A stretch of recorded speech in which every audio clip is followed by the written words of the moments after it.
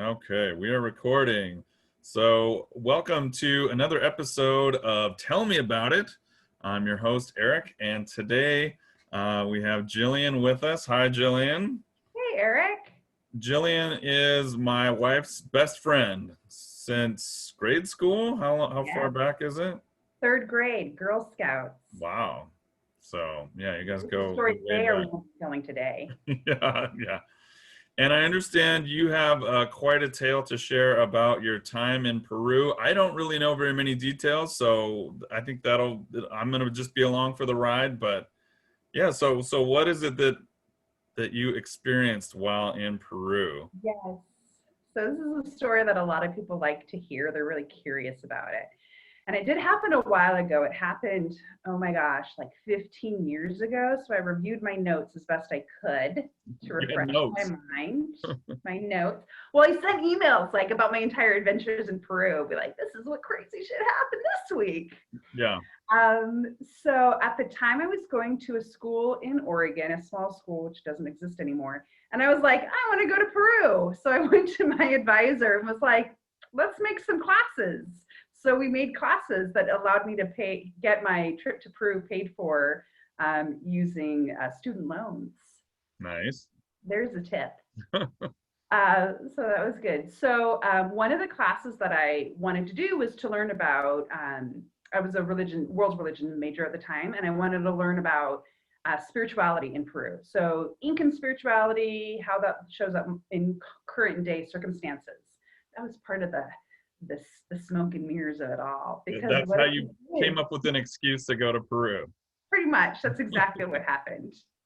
And not only that, but to go to a shamanic retreat center in the Amazon jungle, So is that shamanic like shaman? like a shaman. Yeah. Yes, I had to go down a dirt road for like a mile. Like somebody had to carry my luggage down a dirt path to this place where there was like only electricity in the at the kitchen, and all the rest of us lived in huts with mosquito netting. We didn't even have like flushing toilets. It was it was a real experience. Were there quite a few other people there? Yes, there were. When I got there, there was this group of Americans, which is kind of part of this story. There's a group of Americans that were there for a week to do this ceremony, the ayahuasca ceremony, which is what I wanted to do there, was to study and learn all about ayahuasca, which for those of you who don't know is a natural hallucinogenic drug, which is quite an experience, which I will tell you about.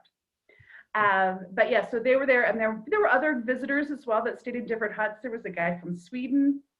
There was a guy that was like from San Francisco who was like the stereotypical hippie dude who had wealthy parents, but had long blonde hair. It was just like this sweet. He was the shaman's apprentice. He was staying there for like 6 months, just learning from the shaman. So he worked with me on some of the stuff I was doing. So I stayed there for 2 weeks and had a few ayahuasca ceremonies, as well as doing what was called dieting the plants, which is its own thing. Now, were they all there for the same purpose, or was there kind of like different tracks to be on while you were there? There were, in some, like, it was more like length of time. So they were all there to have like this spiritual enlightenment sort of an experience. But some of them, if they were there for months and months and months, you could go through this program of dieting the plants, which meant you would pick one plant to diet, which you would like drink it like a tea or consume it and like become one with its spirit, and it would teach you things. And so that was a progression. I only dieted one plant. I dieted Ayahuasca, which means wild garlic. And I don't really have anything to report about that, but I did everything I was supposed to do. And I I sat in assume a that hammock most of the time in the middle of the Amazon jungle. were the people running this program, were they Peruvians? Yeah. The guy who was the shaman, Don Francisco, was a Peruvian guy. His mother was also a shaman too. Everybody there was Peruvian. And this was also, I think one of the things that's important to mention is it's a real tourism thing right now in Peru. But at the time that I went, it wasn't. It wasn't, I mean, there was a little bit, but it was a pretty quiet, more of a quieter thing. People didn't go to it as much as now. You just get overrun when you go in Peru with all that stuff. So I don't know if you said, I mean, are we talking like 90s here or more recently than It that? was 2005, Okay. 2004, 2004. Good question. Yes. So the story I thought I would tell about all of that, and there are a few different stories about my time there, but is specifically about doing ayahuasca because people are curious about what that experience is like. Yeah. And it was a real experience. I had never done a hallucinogenic in my life, so I had no idea what I was getting into. But I did try to learn as much as I could ahead of time. Like they sent you rules before you came down. Like you couldn't eat pork for a couple of weeks ahead of time. You couldn't have sex for a particular amount of time ahead of time because you could die, they said. Wow. I don't know how that works, Well, but that's I complied. boy, that's like a safe sex strategy right there. It's like just be like, you'll die, so don't do it. Well, and now that I watch videos and stuff about ayahuasca, and like you find out about people that die, and I'm like, maybe they had some sex. No, serves them Maybe, right. Those filthy people. that's right. You got to keep your pants. Or maybe they had pork. I don't know. They broke the rules. Yeah, it was That's the only thing I can think of. sex or pork. Pork. They're kind of pork, you know. Yeah. So, I guess I'll dig into the Okay, ayahuasca. so yeah, how walk us through how this happens. I have no idea. Do you like yeah, I have no idea. You're going to get the experience. So when I was there, like I said, there was a group of Americans. So I was actually able to be a part of their like debriefing from the night before. And one woman was so sick that she couldn't even join us. She was still in pain and suffering from the night before.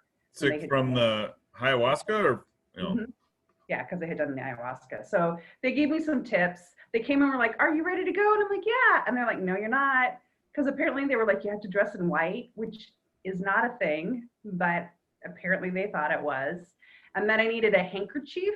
They had to give me a handkerchief because they said you don't know where your nose ends and the snot begins, or vice versa. And they're like, you got to be prepared because you got to have pants that you can pull off really quickly because you might have to like poop or other things. Oh, wow. Because it comes out of everything, apparently. Some dire Well, warnings. sounds pleasant. Yeah. So anyway, so I was prepared, and like we fasted a little bit that day, and then we walked on this trail to this hut in the middle of the Amazon again, and there were benches on either side, and at the very top of the hut, it was open air hut, and it had like the thatch roof, and the shaman was at the top of the hut with a table that had all the accoutrements on it, and I think some like assistants that were there with him, and the men sat on one side and the women sat on the other side. I don't know why, but that's what happened. And the shaman came around, and tobacco is a big thing there, and it's seen as like cleansing. So they were coming around with he came around with the cigarette, a hand rolled cigarette, and like would cleanse your chakras and your aura and everything to get you, and like whistled on you and got you ready. So you're like, okay, I'm ready for this. But then they started, and so he had it was like a big plastic soda jug. So they would make the ayahuasca in the forest because ayahuasca is made from the ayahuasca vine and the chicapa plant. And it's the two things that they would brew together. So it would take hours and hours, and maybe even days. I remember passing by as they were like brewing it up. And then when they brew it up, they put it in this plastic like Pepsi can, Pepsi bottle. All right. I figured there'd be kind of more ceremony to that part of it. It was like a Pepsi bottle, or whatever it was, Sprite. But they did at least give us the experience of drinking out of a coconut shell. So he would pour the amount into the coconut shell that was like the right dose for you. And he was very much like communicating to the spirits of the plants. There's a lot of spirits and plants in this belief system. And so he pours the amount for you and then calls you, and you come up and you say whatever it is, or you think, whatever you want your intention to be about this experience, and you drink it.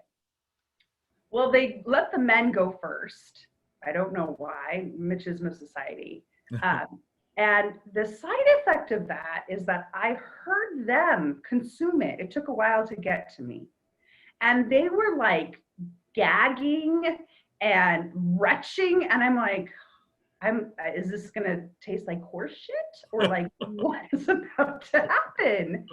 And so when it got to me, it just kind of tasted like coffee grounds and cigarette butts. So it wasn't good, but it wasn't like something that made me vomit. So I'm like, I don't know what their problem is. Yeah. But anyway, so I drank it. And then the other side effect of it is that I heard it hitting them first.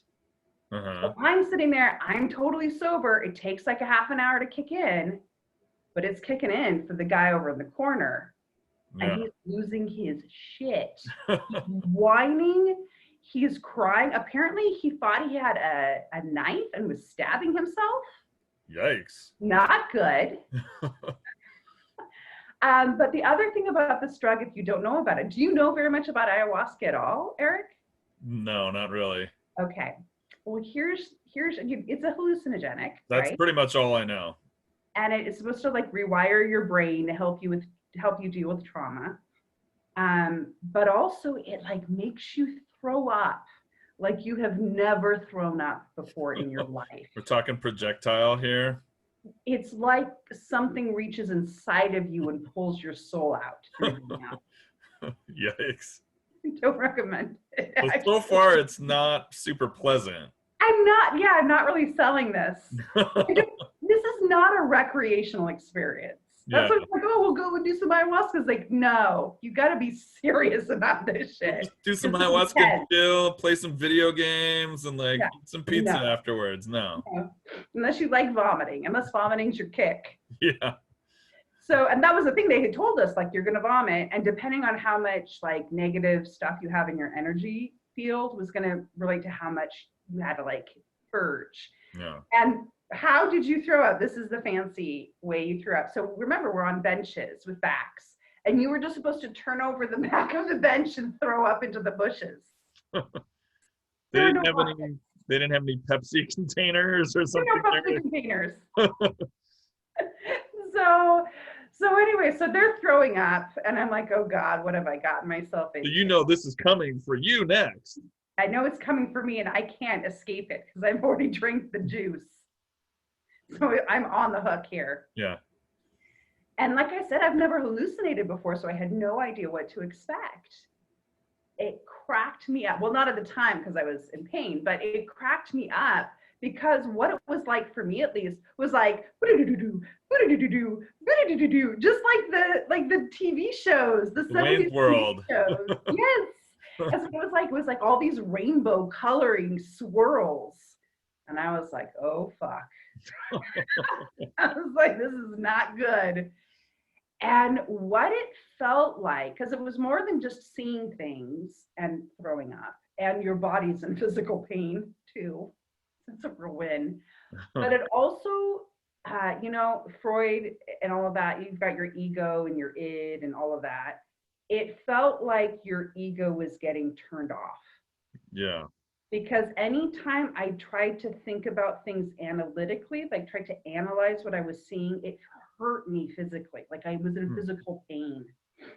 And so yeah, that wasn't good. So the more I'm a very analytical person. So I was not feeling good. So it sounds like it kind of forces you to like be in the moment. Yes. Not in your head. Exactly. You've got to let go. So I wasn't feeling good, and I thought, okay, and I think part of the visions too, I had a man reaching out to me to like help me vomit, but it was also like, it was all very day glow colors. It wasn't like I saw somebody like I'm looking at you. It was like a day glow person. Mm-hmm. And so he was trying to help me. Anyway, I decided I was going to go out into maybe I needed to poop. Like maybe that's what needed to happen. I needed to feel bad because this was going on and I was suffering. I was vomiting. I was miserable. I was in pain. How long does that part of it last? Pardon? How long does that part of it last? It's hard to say, I would say maybe a good half hour. Yeah. I assume it gets better. It does. Because otherwise no one would ever do it. It's true. And the weird thing is I was also told it hits men worse than it hits women. Hmm. So I don't know, because men tend to have That's more painful experiences than maybe women that's do. why they made them go first. Maybe that is why they didn't get me go first. So I went out into the jungle because I wasn't going to poop on the bench. And I like grabbed a tree. I'm like all the lights are turned off. You're in total blackness because any light also is painful. So I'm really selling this experience. And I went out and I grabbed a tree. And then I remembered like when they had been sharing stories that getting down on the ground helped them. So I laid down on the ground and it was the most miraculous thing that's ever happened to me in my life. It was like all of a sudden, whoosh, I was fine. Like a blanket came over me and I just felt completely fine. I didn't feel sick at all. Hmm. But then I felt like little biting on my face. And I was sure that there were like ants that were biting my face or bugs that were biting my face, which apparently the next day I found out didn't happen. It wasn't a thing. But it Uh-huh. was like, I shouldn't be down lying on the jungle floor. Bugs, All these ants. all that eating my face off. So so I got up again and came back into the hut, but I felt painful again. Like on the floor, I felt good, but if I wasn't on the floor, I was in agony. So I laid down and I was just like, I just remember like, so this was the first big like spiritual lesson for me, and it's something that I've taken with me through my life. This is probably the biggest thing. It was this profound and utter surrender. Like I just completely surrendered my entire existence because I just told them that I have nothing left to give. You can have whatever you want. I just gave everything away. And once I did that, it was like I took a turn in the trip. Because you And like things stopped really fighting different. it basically. Yes, I stopped throwing up. I stopped feeling sick. And then I felt okay. Yeah. And it was like I gave up the ego side of myself. So then we went into the next phase. And by the way, meanwhile, this is also part of the shamanic experiences that they have these things that are called icaros, Icaros, which are songs that the shaman sings. And they have different, so it's this like whistling. It's beautiful. If you can look it up on YouTube, it's this weird transcendent experience because you're hearing this voice and the sound of the jungle and all the animals behind you and the just the buzz of the jungle. It's transformative. And so they're singing these different songs they have different songs that help you throw up. They have different songs that help you on your journey. They have songs that make you come back. So that's happening. And well, everybody is having their experiences around them and they're all quiet. They're all just sitting there doing whatever, other than the guy that was whimpering and stabbing himself earlier. I guess he got helped, but they're all pretty quiet. Then there's me. And I'm like, I had a friend, I had a boyfriend, I got a husband, and he's chatting with me, and and I'm literally talking to him out loud in the middle of this hut. And I'm going, no, you're a flirt. No, you're a flirt. No, I love you. So I don't know what everybody around me must have thought, but like this lady over here, I don't know what her story is. But So he and I were having a real relationship. so was We're, this with one of the other participants or was this to nobody? this was to nobody. This is to a vision I was having. He and I were going to get married and have kids. And I was like, we're not going to have kids now. We're going to have kids later. We talked about sex and how sex is for people that love each other. It was a whole experience. And then this was the second thing that was then amazing. Then he started transforming me into different things. He changed me into like a bird. I was inside the belly of a whale in between like two ribs. I was like, I was a mountain. I was a queen. And then I was everything. And I felt like I was everything. And Wow. I could do anything. I could be anything. And in the notes, I didn't remember this, but apparently I looked up and I saw him with these wings above me, these white wings. And I was just pouring out love. And I was pouring love to him. And then I was like, I don't need to give him all of this love. I was like, I'm done. This is too much. He takes too much. And then I was just giving love to myself, and I was giving love. The way that when you hear about people that have near-death experiences and they talk about this sense of profound love and connection to everything, that's what it felt like. And I think that's the reason. I also remember taking a class like that talked about taking drugs to have these spiritual experiences. They show you how to get there so that you can do it the like right way or the long way on your own, but at least it gives you a taste of like, this is what you're looking for. And that's what that was. I've never had that experience since, but it was this profound sense of peace and love and happiness. And it was beautiful. And it lasted all through the next day too. Oh, wow. It was amazing. It was amazing. And so it's like, yeah, this is why you throw up. This is what makes it worth it. This is what makes shitting in the woods worth it. Yeah. Because now I feel like I'm in love with everybody. And so this is going on for like a day? This is like several hours. This all takes on the feeling of love kept on going through the next day. So like kind of like after you came down from the super craziness, you were still feeling the love. Once I was totally normal, I still felt this profound sense of Zen peace. Mm-hmm. And you could tell there were a few other people that did too, because we'd all just be like blissed out of our minds. We were all just like happy, radiant beings, and just calm and be like, but it was also like really honest too. Like, cause I was just like, you're being very judgmental about that. Like, I was just like very like matter of fact about things. Mm-hmm. There was that's a huge change for you.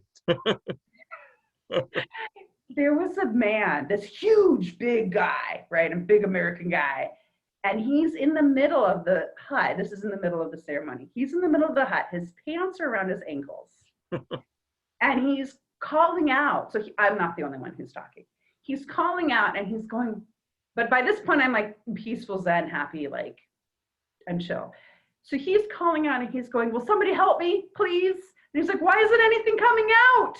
And he's asking for help. And I'm like, what help do you need? And he's like, could somebody help me, please? And I'm like, I'm right here.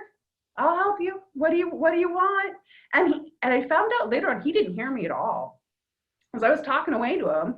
And then, and this was the third thing that I had learned, the third big spiritual lesson in all of it, is I had this because I wanted to help him, as much as I was kind of being like a little snarky or bitchy about it. I did want to help him, but I had this image of him being a little boy on this cliff all by himself. And he needed to learn that he needed to learn who he was and that he didn't need my help, that he didn't need anybody's help. And for me, that was also a big spiritual life lesson in general in my life, to be able to respect people where they're at, to be like, okay, they're really powerful too. And me rescuing them isn't helping them. Helping people is important, but like rescuing people, which is, I had a lot of friends when I was in my early 20s that had a lot of dysfunctions, and I want to rescue them. Mm-hmm. And I stopped doing that after that experience. Mm-hmm. So yeah, that was kind of. I was going to say, was there a whole lot of interaction between the participants, or everyone was just kind of doing their own thing other than the part that you mentioned? Yeah, everybody was doing their own thing. But by this point, I was aware of everybody around me. By this point, there was another woman who was having a bad experience. So me and one of the guys that was helping out, the guy that was a group leader, me and her had her in our lap, and we were helping her. Because by this time I had awareness. So I was able to help with that. And, but other than that, no, people didn't interact with each other. Mm-hmm. Everybody was doing their own thing. And then the shaman came over and talked to me, and I could still speak in Spanish, which was kind of amazing. And I told him that I just felt really clean, and he gave me a hug, and I immediately sobered up just from the hug. It was a real trip, but still felt really like peaceful and Zen and everything. Wow, sounds like a pretty powerful experience. Extremely powerful, yeah. So do you have any overall just kind of takeaways about the whole experience? I mean, it sounds like some of the things you experienced really stayed with you. Mm-hmm. Yeah, I think a big one was surrender. That was a big one, is to surrender, not trying to like be too in control of things. That's something I still work on. That's like a life lesson for me. And sometimes I like to just remember back to that feeling, and I can't quite totally capture it, that feeling of love, but just even knowing that that's there um, is helpful. Just to remember that that is a feeling that somebody can experience and feel, and maybe I can get back there someday. Is One this day. something that you recommend for others, or like what would you say to someone who is considering doing this? Maybe. I would say maybe. First of all, if you're on any SSRIs, those are serotonin reuptake inhibitors. So if you've got depression and you're on that kind of medication, you can't do it because it messes with your serotonin. And that could also be a reason why people have fatality. Um, and I will also say, like, I had this profound experience, but there were people also that didn't see anything and they just saw like blurry colors or were in horrible pain through to the next day. So, and the other thing, the reason that I caution about it, I'm a little concerned about the tourism industry and what it's done to that part of Peru. That makes me a little sad because it feels like it opens the door for it to be a little bit less ethical. But I mean, all of that said, I feel like if people really feel in their heart and their like being that this is something that they need to experience for themselves as part of their personal journey, there are options out there. And there's not just ayahuasca. I think there's other sorts of experiences too, as well, mushrooms or whatever. I haven't experienced those, so I can't speak to that. The nice thing about doing ayahuasca with the shaman is it is really much somebody is there to help be your guide and Yeah. help you if things go wrong. It sounds like And he'll something you, trust the plants while this is all happening. And then the next day he tells you, like, this is what the plants had to say. yeah, it sounds like something you need to like be ready for and be in like the right headspace for, and maybe have some idea of like what the experience is going to be like. I mean, did you get the sense that the people doing it kind of had some idea of what was going to happen, or were some people just completely blindsided by the experience? No, people knew what was going to happen. This group that was the Americans had come down and they came down regularly. It was a big, they did prep work ahead of time, even in the US before they came down. So they took it very, very seriously. In fact, one woman even talked about how she had her cancer got cured and her Wow. doctor didn't even understand how that had happened. Like she came back and the cancer was gone. Whoa. So I mean, crazy stuff happens. And then the other people that were there were locals. And they knew because it was part of their culture and their reality. I do worry a little bit about the one guy that was stabbing himself. I think you Yeah. need to be in the right headspace. I did it a second night too. It wasn't quite as profound. But the second night, I remember there was a point where things started kind of going a little dark, and I had to be like, no, no, no, no, no, I'm not going to go any dark places. So I was able to get myself out of that. But yeah, so I would just, I hopefully people know themselves. I mean, if you deal with a lot of anxiety, that do some research, just make sure that this is something that's going to work for you. Yeah. Wow. Well, thank you for sharing this experience that you had. Man, it sounds pretty intense. It was really intense, No. but it was, and I haven't done it again. I don't know if I would do it again, but I'm really glad I did it. Hey. Yeah, now you know, and it does seem like you came away with some lessons from it. You did. That's, Well, I want yeah, to give you a chance to plug your podcast that you do. that's right. Can you tell us So about that? thank you. I have a podcast with my friend Rosalie. It's called Shit My Soul Says. And it's sort of a metaphysical podcast. It's sort of NSFW a little bit. We curse. We try to not take things too seriously, but we delve into topics like tarot cards and crystals and reincarnation. And actually, in one of the episodes, I do share another story from my time in the Peruvian forest.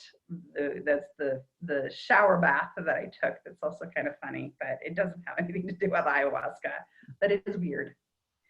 So yeah, Shit My Soul Says podcast.com. You can find it. We're on a lot of the different players. You can find us. Thank you. Awesome. Well, thank you for joining us, Jillian. Thank you, Appreciate you Eric. sharing your It's been a story. delight. And we're both wearing green. I like that too for St. Patrick's Day. Happy St. Patrick's Day. Happy St. Patrick's Day. All right. Thanks a lot. Thanks.